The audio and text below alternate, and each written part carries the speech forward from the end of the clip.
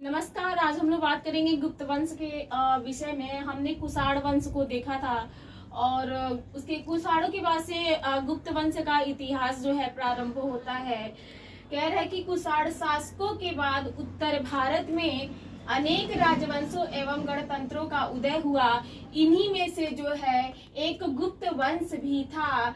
गुप्त संभवतः जो है कुषाणों के सामंत हुआ करते थे। इनका जो प्रारंभिक इतिहास है कहते हैं गुप्त वंश का संस्थापक श्री गुप्त था। ठीक है ना, गुप्त वंश का संस्थापक श्री गुप्त था और इसका जो पुत्र हुआ वह घटोत्कच नाम का व्यक्ति राजा बनता है श्री गुप्त के बाद से। लेकिन कहते हैं गुप्त वंश का संस्थापक श्री गुप्त था। इसके बाद से देखते हैं चंद्रगुप्त प्रथम के विषय में। 319 से लेकर के 350 ईसा पूर्व तक जो है घटोत्कच का पुत्र चंद्रगुप्त प्रथम जो है राजा बनता है। घटोत्कच का पुत्र व उत्तराधिकारी था चंद्रगुप्त प्रथम। यह गुप्त वंश का वास्तविक संस्थापक माना गया है। इसने कई प्रकार के स्वर्ण मुद्राएं जो हैं जारी कराई थी और यह कहते हैं कि इसके जो पूर्वज राजा थे उन्होंने किसी प्रकार की उपाधियां नहीं धारण की थी। ऐसा प्रतीत होता है कि यह एक क्या है कि मतलब सामंत हुआ करते थे। लेकिन चंद्रगुप्त प्रथम ने महाराजा धीराज की उपाधि जो है कि धारण की थी। महाराजा धीराज की उपाधि धारण की थी। 319 में जो है इसका 319 में चंद्रगुप्त प्रथम का जो है राज्यारोहण होता है और इसके राज्यारोहण से चंद्रगुप्त प्रथम के राज्यारोहण से जो है गुप्त संवत की शुरुआत मानी जाती है 319 ईसा पूर्व। ठीक है, आगे देखते हैं। इसका जो विवाह है लिच्छवी राजकुमारी कुमार देवी से हुआ था। चंद्रगुप्त प्रथम का जो विवाह है लिच्छवी राजकुमारी कुमार देवी से हुआ था और इसके जो सिक्के स्वर्ण सिक्के प्राप्त हुए हैं चंद्रगुप्त कुमार देवी प्रकार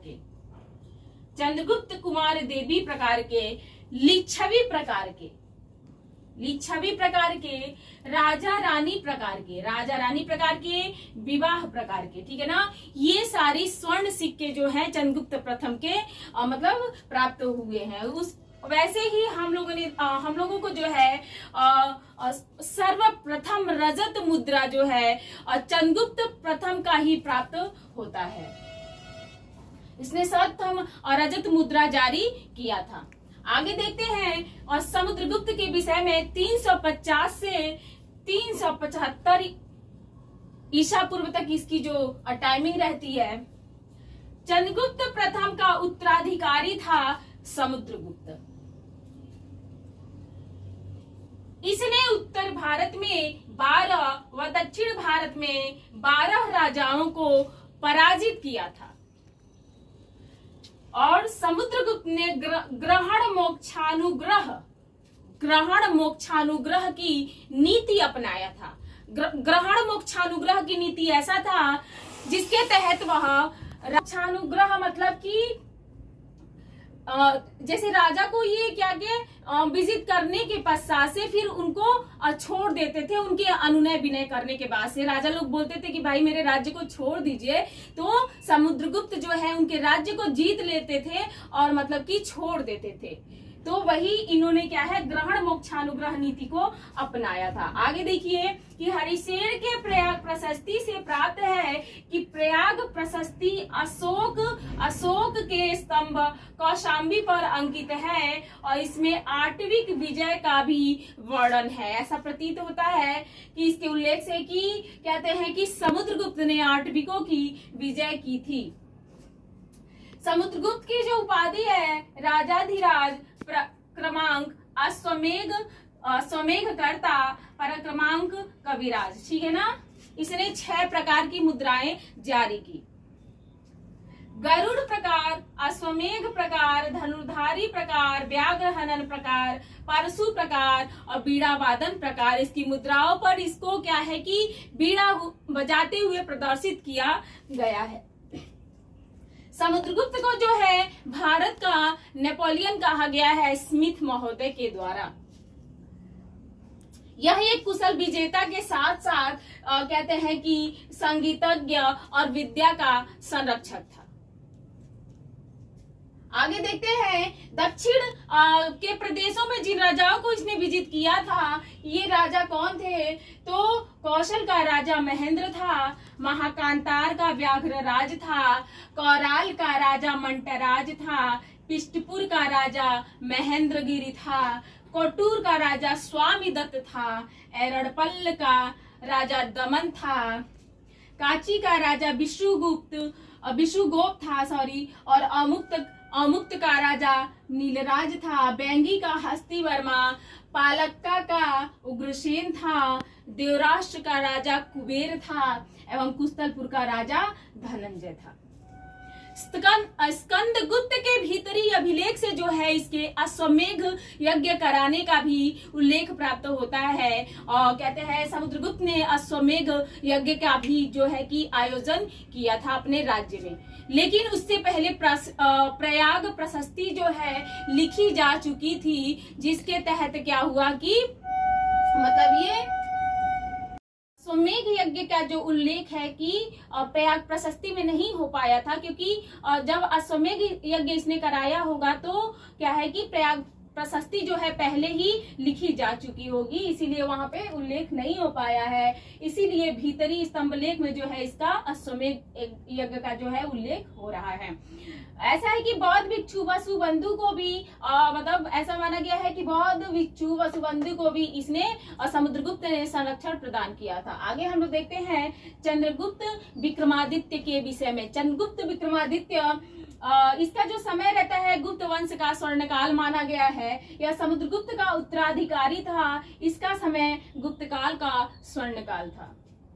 विशाखदत्त के देवी चंद्रगुप्त नाटक से रामगुप्त के इसके भाई रामगुप्त के विषय में भी पता चलता है, लेकिन उसकी जो ऐतिहासिकता है वह संदिग्ध मानी गई है और मतलब सही रूप से चीजें उसके विषय में ज्ञात नहीं है। फिर भी जो साक्ष्य है तो जो समुद्रगुप्त के बाद गद्दी में बैठता है, रामगुप्त जो है समुद्रगुप्त के बाद गद्दी पर बैठता है, लेकिन वह शकों द्वारा पराजित होता है और मतलब क्या है और उसकी कहते हैं पत्नी ध्रुव देवी से जो है चंद्रगुप्त द्वितीय ने क्या किया, विवाह कर लिया और शकों को चंद्रगुप्त द्वितीय पराजित भी करता है। आगे देखते हैं कुबेरनागा से विवाह कर चंद्रगुप्त द्वितीय ने जो है कि चंद्रगुप्त द्वितीय ने कुबेरनागा से जो है कि विवाह किया था और अपनी पुत्री प्रभावती का विवाह विवाक्तक वंश के शासक रुद्रसेन से किया था और ये इन विवाहिक संबंधों के द्वारा उसने अपने राज्य की स्थिति को सुदृढ़ किया था। आगे हम लोग देखते हैं कि इसके चंद्रगुप्त द्वितीय के समय में जो है फायान भारत आया था और फायान जो है कि एक चीनी बौद्ध भिक्षु था और ये भारत आया था और इसने जो है भारत में जो भी देखा सुना मतलब उसके विषय में ये अपना जो है पुस्तक लिखता है। आगे हम लोग देखते हैं कि चंद्रगुप्त द्वितीय के दरबार में 9 विद्वान थे। 9 विद्वानों में कौन था मतलब जिसे नवरत्न कहा गया है, तो कालिदास, धनत्वरी, छड़पक, अमर सिंह, शंकु, बेताल भट्ट, घटकर पर बराह मिहिर एवं बररुचि, ये 9 विद्वान इसके कहते हैं काल में जो है मतलब इसके राज्य में थे। ठीक है ना, इनको नवरत्न कहा गया है। इसने जो है शक राजा जो है रुद्र सिंह को हरा करके जो है विक्रमादित्य की उपाधि जो है कि धारण की थी। और मेहरौली स्थित लौह स्तंभ से ज्ञात है कि यह चंद्रगुप्त द्वितीय का था। इसने जो है कि सोना चांदी एवं तांबे का सिक्का चलाया था। चांदी के सिक्के को रूपक बोला गया है। इसके बाद से हम लोग देखते हैं कुमारगुप्त के विषय में। कुमारगुप्त जिसने जो चंद्रगुप्त द्वितीय विक्रमादित्य का पुत्र था और ध्रुव देवी इसकी माता थी, इसने भी महेंद्रादित्य की उपाधि धारण की थी कुमारगुप्त ने। इसके शासन काल की सर प्रमुख घटना है कि इसने जो है नालंदा विश्वविद्यालय का निर्माण करवाया था। इसने सिक्के जो जारी किए स्वमेघ प्रकार के, मयूर प्रकार के, गजारोही प्रकार के एवं कार्तिकीय प्रकार के। आगे देखते हैं स्कंदगुप्त के विषय में। स्कंदगुप्त के शासन की सर्व प्रमुख घटना यह है कि इसके शासन काल में हुड़ों का आक्रमण हुआ था और इसने जो है हुड़ों को मार भगाया था।